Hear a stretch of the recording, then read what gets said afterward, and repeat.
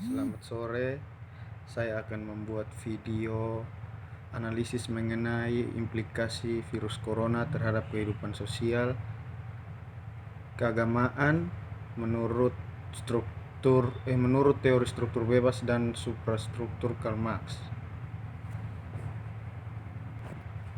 Menurut beberapa referensi, virus corona atau COVID-19 menyerang sistem pernafasan manusia.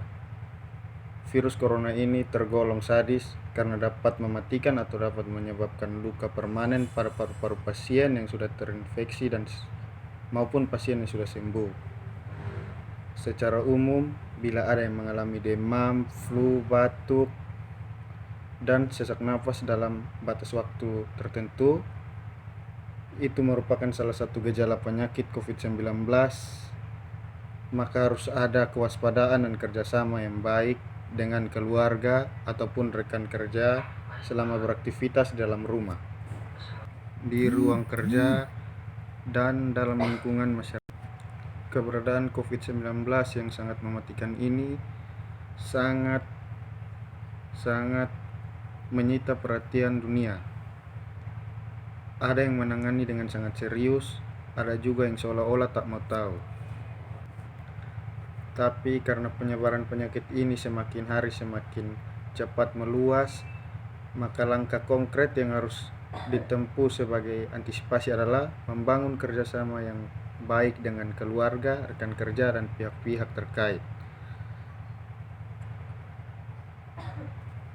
Penyakit ini telah menggerakkan para kepala negara, termasuk Indonesia, untuk cepat tanggap dan peduli atas keselamatan rakyatnya.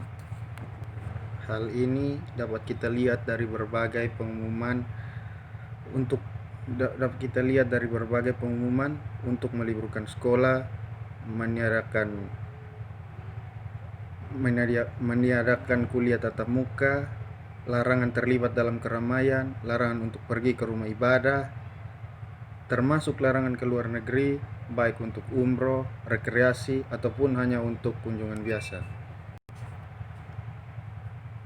Kebijakan yang telah ditentukan pemerintah tentu sangat berpengaruh terhadap segala sektor, termasuk perekonomian, kehidupan sosial, dan keagamaan dalam masyarakat.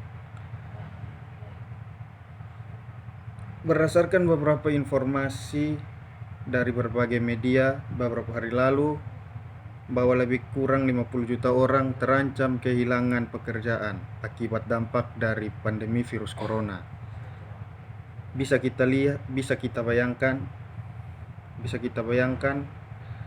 bila terjadi pengangguran, maka masalah sosial akan terus bermunculan. Namun semua itu perlu kita garis bawahi, karena apapun yang dilakukan, semua itu untuk kepentingan rakyatnya. Karena mencegah lebih baik daripada mengobati. Selain itu, dampak pengaruh virus corona dalam kehidupan sosial dan keagamaan diantaranya adalah timbulnya rasa curiga dan hilangnya kepercayaan terhadap orang-orang yang ada di sekitar kita ataupun orang-orang yang baru kita kenal. Sebagai contoh, pada saat kita pergi ke rumah ibadah atau pada saat kita membeli makanan, baik di warung berlabel maupun kaki lima, kita pasti akan mencari tahu apakah pelayan ada yang bersentuhan dengan orang yang terjangkit virus atau tidak.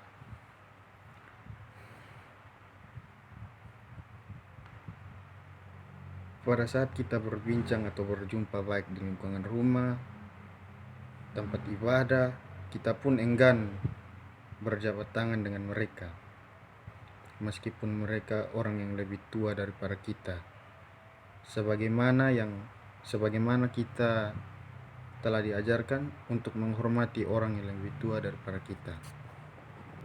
Namun situasi saat ini mengharuskan kita untuk menghindari berjabat tangan dan harus menjaga jarak kurang lebih 2 meter bila ingin berbicara dengan orang lain, apalagi orang yang tidak kita kenal. Untuk mematuhi himbauan pemerintah, dalam melakukan pertemuan mengharuskan kita memakai masker, tapi di sisi lain ada juga yang tidak menggunakan masker, bahkan batuk sembarangan. Hal ini tentu menimbulkan kecurigaan kita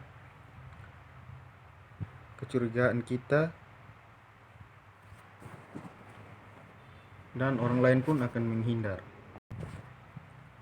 Masalah ini tentu membuat yang bersangkutan bisa saja tersinggung, apalagi kalau ada yang mengatakan bahwa itu corona. Kalau ada yang mengatakan bahwa itu corona, maka orang di sekitarnya pasti akan langsung menjauhinya atau menghindarinya. Virus corona telah melumpuhkan perekonomian dunia termasuk Indonesia, seperti terlihat dalam kehidupan sehari-hari di kalangan menengah ke bawah seperti pedagang. Para pedagang merasakan menurunnya daya beli masyarakat karena ketidaknyamanan para konsumen dalam berbelanja. Sejak diberlakukannya peraturan tidak dibenarkan adanya kumpulan keramaian seperti di masjid, gereja, dan rumah ibadah lain, sehingga rumah-rumah ibadah pun sangat sepi, bahkan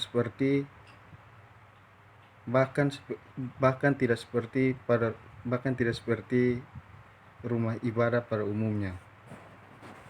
Situasi ini menimbulkan kegelisahan, apakah semua larangan yang telah ditetapkan bermanfaat, karena di satu sisi sebagai umat beragama, dengan adanya musibah kita seharusnya lebih memenuhi rumah ibadah untuk berdoa agar musibah ini cepat berlalu.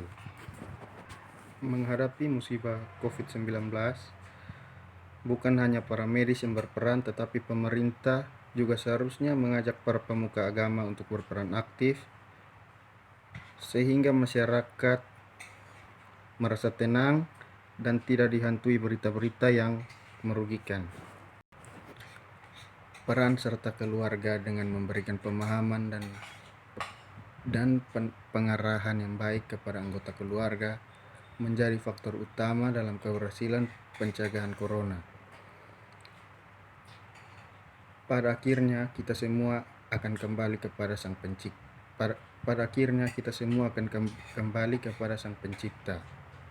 Jika waktu itu telah tiba, maka tak ada seorang pun yang dapat mencegahnya. Namun, sebagai manusia, kita harus berusaha untuk menjaga kesehatan agar terhindar dari berbagai macam penyakit. Melihat penyebaran virus corona di Indonesia yang semakin pesat perkembangannya dan telah mencapai 2.766 kasus, saran saya kepada pemerintah, jika masih ada yang tetap pergi ke rumah ibadah, apalagi karena bagi umat muslim yang sebentar lagi akan memasuki bulan suci Ramadan, dan bagi umat Kristen yang akan merayakan Paskah, pemerintah harus mengambil langkah tepat dengan menyediakan sabun untuk cuci tangan pada setiap pemerintah harus mengambil langkah tepat dengan menyediakan sabun untuk cuci tangan dan alat untuk pengukuran suhu tubuh di setiap rumah ibadat, agar masyarakat tetap dapat melaksanakan ibadah pada hari-hari besar. Dan untuk mencegah penyebaran virus corona semakin pesat, mengingat pada hari-hari besar rumah ibadah selalu penuh dengan warga yang hendak melakukan ibadah, mungkin pemerintah harus mempertimbangkan lagi untuk penyediaan sabun cuci tangan dan alat pengukur suhu badan. Mungkin pemerintah harus mempertimbangkan kembali untuk penyediaan sabun cuci tangan dan alat pengukur suhu badan pada setiap rumah-rumah ibadah. Mungkin dari saya itu saja. Terima kasih.